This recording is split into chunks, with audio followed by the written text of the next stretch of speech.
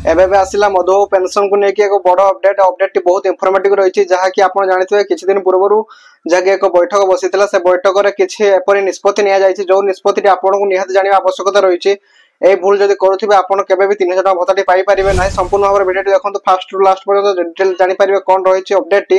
जहाँकि बैठक द्वारा निष्पत्ति नि मंत्रिमंडल द्वारा तार डिटेल्स आज डिस्कस करेंगे वीडियो माध्यम से फर्स्ट टाइम विजिट करते प्लीज लाइक शेयर सब्सक्राइब करदे डेफिनेटली हम लेटेस्ट वीडियो गुड़िक सर्वप्रथम मो चैनल माध्यम देखा पाइपर चलते वीडियो को बिना डायरी कर स्टार्ट करवा आपण समस्त बहुत खुशी खबर आसी जाइए देखो बर्तमान समय यही को मिलने खूब शीघ्र 3000 टଙ୍କା भत्ताटी कौ मान को मिल खूब शीघ्र 3000 टଙ୍କା भत्ताटी ताहा मुझे संपूर्ण भाव डिस्कस कर माध्यम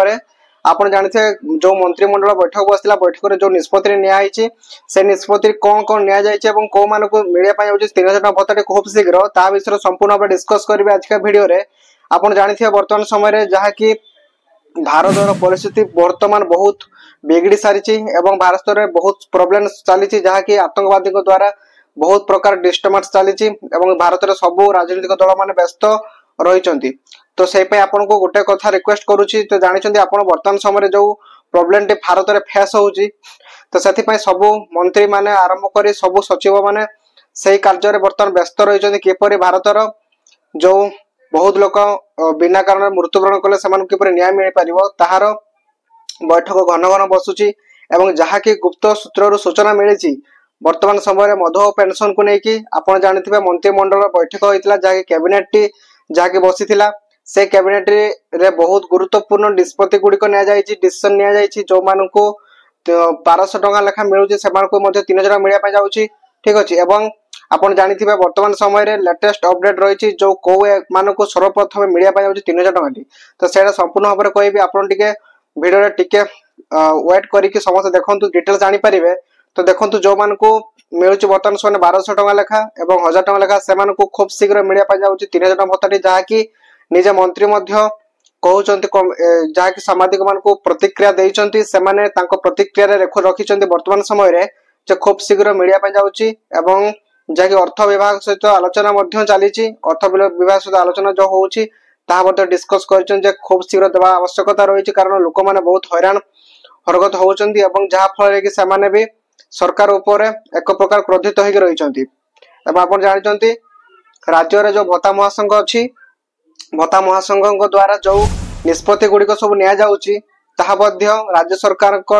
पाखरे पहुंचुची से राज्य सरकार ताहा भी निहाती जानी पारुचंदी खूब शीघ्र जदि आम 3000 टଙ୍କା भत्ताटी प्रदान न करूचु तेबे आपणकर जो जतकी राज्य रे रहिले 50 लाख पाखापाखि भत्ता हिताधिकारी जो माने मधुबाबू पेंशन योजना टंकाटी पाउचंती से माने वर्तमान रागिकी क्रोधित होइचंती एवं नेक्स्ट से माने तांकर किछि भी करि पारंती डिसीजन किछि भी नै पारंती नेक्स्ट पंचायत इलेक्शन अछि तो सेति सरकार मध्य एक प्रकार चिंतित हो सारी कारण कौन करेंगे कौन ना टोटाल यही मान को जदि भत्ता न दि जाए से प्रोब्लेम में पड़ पारती तो देखो जो अपडेट रही मंत्रिमंडल द्वारा कौ मान को मिलने सर्वप्रथम 3000 टଙ୍କା भत्ताटी कहीदे बर्तमान जहाँ रही अपडेट टी जो मैंने 60 ରୁ 70 रहिले 70 ରୁ 80 रहिले कि दिव्यांग केते परसेंट कि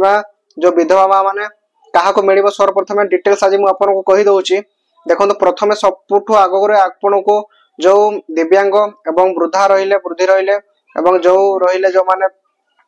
माँ मैंने रहिले जो माने विधवा से मिलने जाऊँगी सर्वप्रथम दिव्यांग कथा आलोचना करवा वर्तमान समय जहाँकि 70 ରୁ 80 भितर जो मैंने रहिले 70 ରୁ जहाँकि 79 भितर परसेंटेज से प्रथम मिलने जाऊँगी 3000 टଙ୍କାटी एवं नेक्स्ट पर्याय जहाँकि रहिले 70 वर्ष रू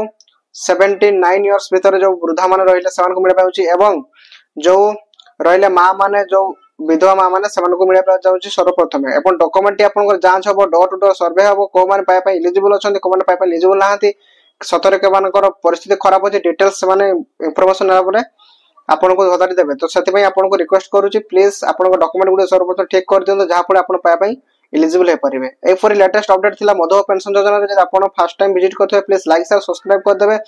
और निहाती भाव बेल आइकन ऑन करें जहाँफल मधुबाबू पेंशन ऑल इनफॉरमेशन आपको मो माध्यम मिल पार thank you so much watch this video जय जगन्नाथ जय उत्कल जननी।